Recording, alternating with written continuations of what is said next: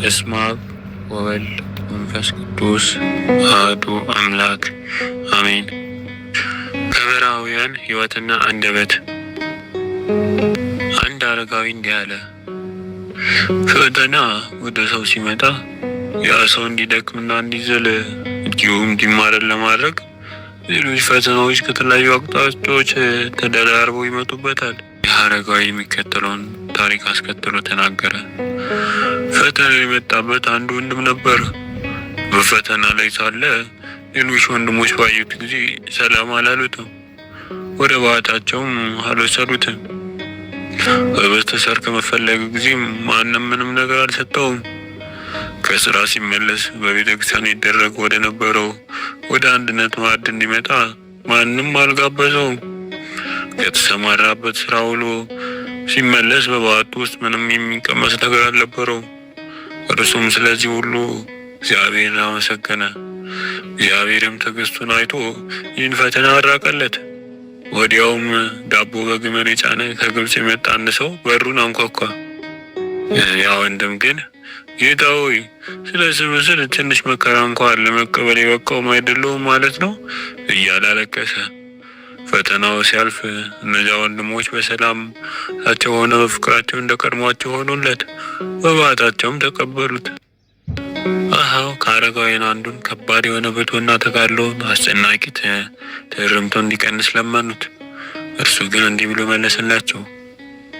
ልጆቼ አብርሃም የእግዚአብሔር ታላቅ ስጦታ ሲያይ የሚጸጥተው በኋላ ድካሙ ሳይሆን ቀደም አድርጎ ባለመጋደሉ ነው። ይህን ነገራቸው። አንድ አረጋዊ ውሃ ካለበት ቦታ 12 ማይል ያለ ከሚርቅ በረሃ ይኖር ነበር። ሁል ጊዜ ውሃ ሲቀዳ በሄደ ቁጥር ከድካሙ የተነሳ ይህ ድካም ምን ይጠቅመኛል፣ ወደ ውሃው ቀረብ ብዬ እኖራለሁ ይል ነበር። አንድ ቀን እንዲህ ያለ ሲሄድ ወደ ኋላ ዞር ብሎ ሲያይ አንድ የሆነ ሰው አብሮት እየሄደ እርምጃውን ሲቆጥር አየው። እርሱም አንተ ማነህ ብሎ ሲጠይቀው እርሱም እኔ የጌታ መልአክ ነኝ፣ እርምጃ እንድቆጥርና የድካምን ዋጋ እንድሰጥ ተልኬያለሁ አለው። ይህን በሰማ ጊዜ የአረጋዊ የበለጠ ተበረታታ። ከነበረበት ቦታ እንደገና 5 ማይል ያለ ርቆ ኖረ። አንድ ወንድም አንድን አረጋዊ እያደረኩት ያለው ነገር እንደ መነኩሴ አይደለም፣ ምን ላድርግ? እበላለሁ፣ እጠጣለሁ፣ እንዲሁም ያለ ሀሳብ ተኛለሁ። ክፉ ሀሳብ አለብኝ፣ ከአንዱ ሀሳብ ወደ ሌላው በመገለባበጥ በከባድ ችግር ላይ ነኝና ብሎ ጠየቀው። አረጋዊም እንዲህ አለው፣ በበዓትህ ተቀመጥና ሳትጨንቅ ማድረግ የምትችለው ትንሽ ነገር እሱን አድርግ። አሁን አንተ የምታደርገው ትንሽ ነገር አባ አንጦንዮስ በበረሃ ከሰሯቸው ታላላቅ ስራዎች ጋር ዋጋው እኩል እንደሆነ አስባለሁና፣ እንዲሁም ስለ እግዚአብሔር ስም ስትል በበዓትህ አጽንተህ በመቀመጥ ሕሊናም ለመጠበቅ አባ አንጦንዮስ የነበረበትን ቦታ አንተም እንድታገኝ ማን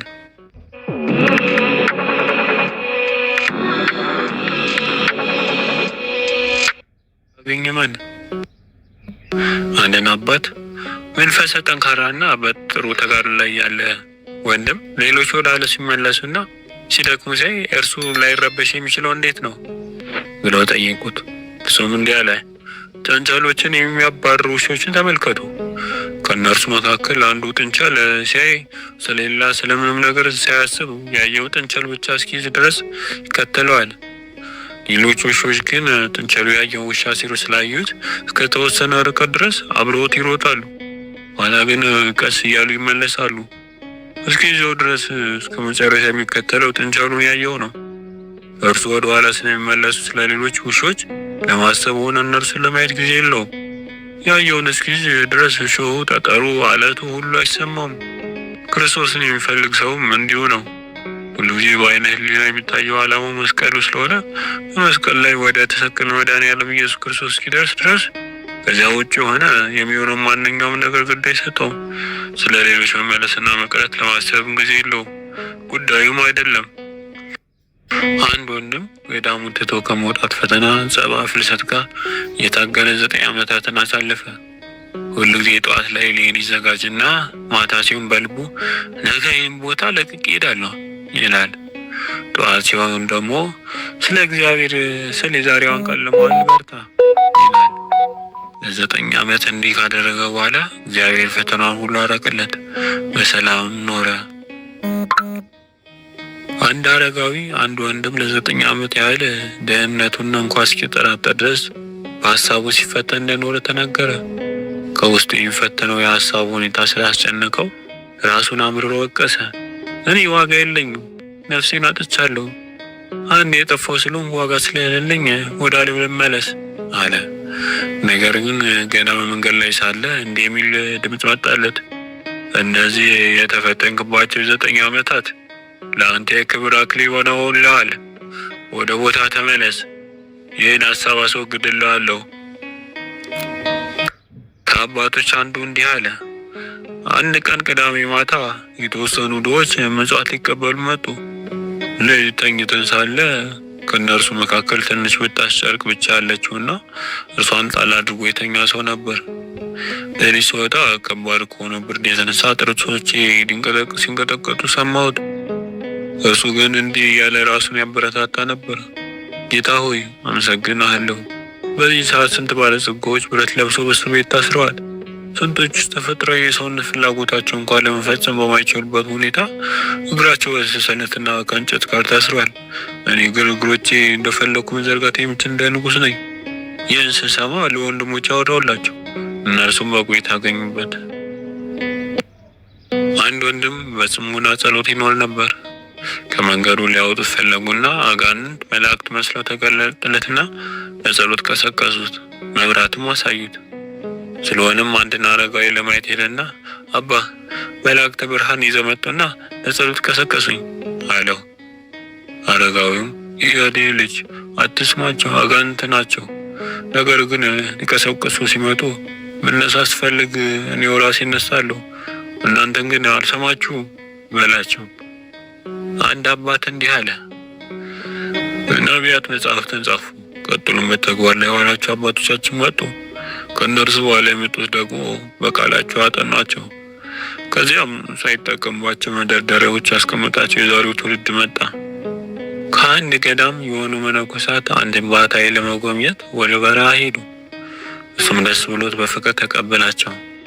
በባህታውያን ዘንድ እንደነበረው ልማድ መዛላቸውን ባየ ጊዜ ከተለመደው ሰዓት በፊት ማዕድ አቀረበላቸው።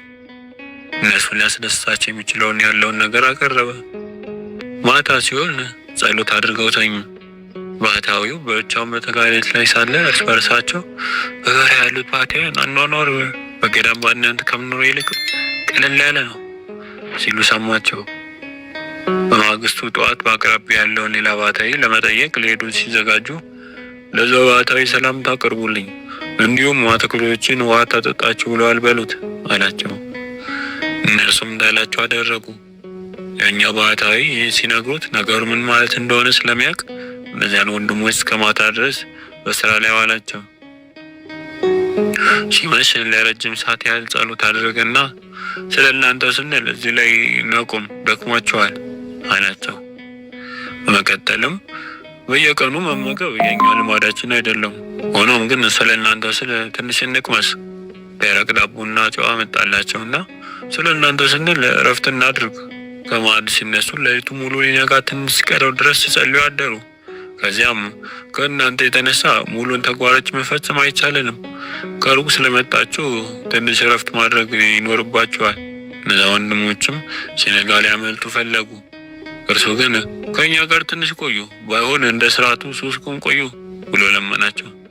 እነርሱም እንደማያሰናብታቸው ሲያዩ ተደብቀው ሄዱ። Oh no. What have you done? Still using bleach? Vanish is 3 times better. It removes the toughest stains and እንደማያሰናብታቸው ሲያዩ ተደብቀው ሄዱ። አንድ አረጋዊ እንዲህ አለ። ብዙ የሚበላ ሆኖም ግን የማይጠግብ የሚርበው አንድ ሰው ነበር። ሌላ ደግሞ ትንሽ በልቶ የሚጠግብ ሰው ነበር። ብዙ የሚበላውና እንዲያም ሆኖ የረበው የነበረው ሰው ትንሽ በልቶ ይጠግብ ከነበረው ሰው የበለጠ ጸጋ አገኘ። አንድ ወንድም አንድን አባት አባ እንደምፈልገውን አባት ባገኘውና አብሬ በሞቱ አለው።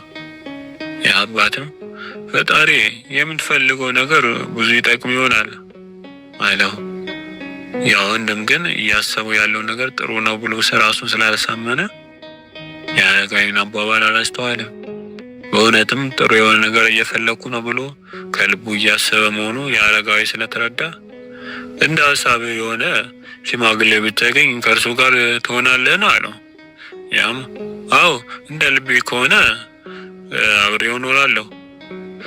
አረጋዊው እንዲህ ከሆነ የአረጋውያን ፍቃድ የምትከተለው አንተ ሳትሆን ምናልባት እርሱ ያንተን ፍቃድ መከተል ይኖርበት ይሆናል። ታዲያ ይህ መልካም ይመስልሃል? በዚህ ጊዜ ያ ወንድም ተነሳና የተናገረው ነገር ተገንዝቦ በፊት ወድቆ ይቅር በለኝ፣ ለካ ምንም ያልሆነ ነገር እያሰብኩ ሳለ እኔ ግን መልካም ነገር እያሰብኩ እንደሆነ አድርጌ ራሴን እያታለልኩ ኖሯል።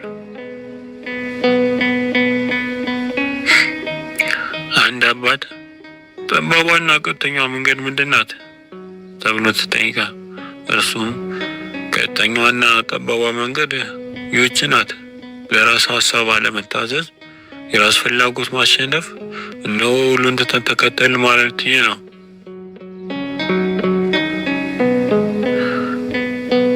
አንድ ወንድም በፈተና ወደቀና ከመበሳጨት የተነሳ የምንኩስና ተግባሩን አቋረጠ።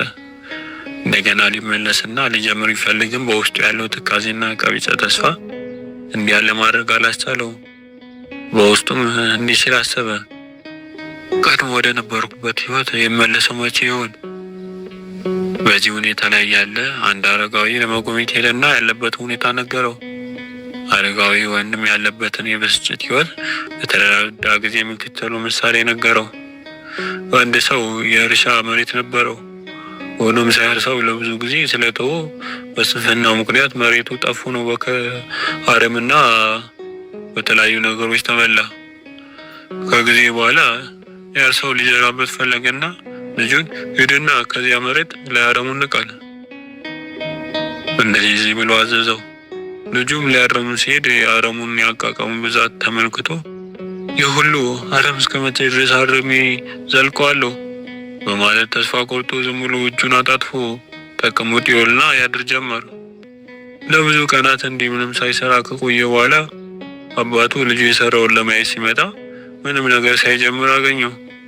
እሱም እስካሁን ምንም ነገር ያልሰራው ለምንድን ነው ሲለው፣ አባቴ ልጀምር ስል የአረሙን በመሬት ላይ በቀለውን ልዩ ልዩ ነገር ባየው ጊዜ ይህንስ መቼ ሳልጨርሰው ባልጀመረው ይሻለኛል ብዬ ሀሳቤን ለወጥኩና ውስጤ ተዳክሞ ዝም ብዬ ቁጭ አልኩ አለው። አባቱም እንዲህ አለው፣ ልጄ ሆይ በየቀኑ ልክ የምተኛበት ቦታ ያህል አርም፣ ከዚያም ስራ በየቀኑ እያደገ ስለሚሄድ አትዳከምም። ይህን ሲሰማ እንዲሁ አደረገ።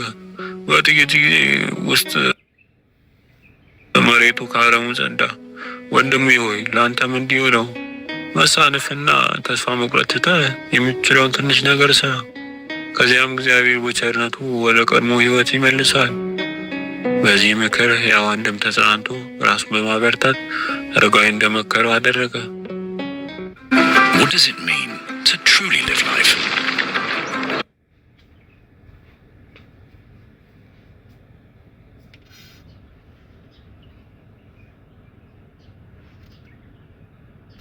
It's growing your wealth your way. በአጭር ጊዜ ውስጥም በክርስቶስ ቸርነት ሰላምን አገኘ። ከወንድሞች አንዱ በጥርጣሬና ፈጣሪን በመካድ ፈተና እጅግ አድርጎ ተጨነቀ። ይህን ችግሩን ይነግረው ዘንድ ወደ አባ ጳውሜን ሄደ። ሆኖም ግን ከእርሱ ዘንድ